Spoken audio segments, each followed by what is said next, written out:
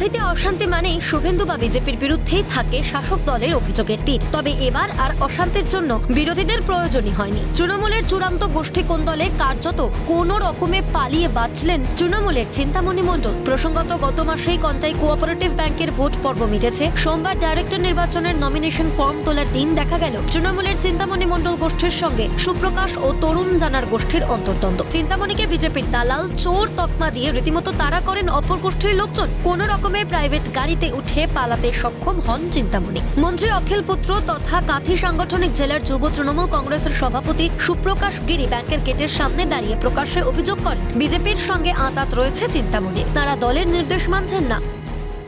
তৃণমূলের লড়াই, কিছু শুভেন্দুর চামচারা এখানে এসছে দেখেছি, যারা শুভেন্দু অধিকারীর বেনামি অ্যাকাউন্ট করে দিয়েছিল, শুভেন্দু অধিকারীর সঙ্গে যারা বোর্ডে ছিল, তাদের নেতৃত্বে এখন কিছু ব্যবসায়ীরা আছে যারা ওদের ডুপ্লিকেট সব অ্যাকাউন্ট এই ব্যাংকে রয়েছে।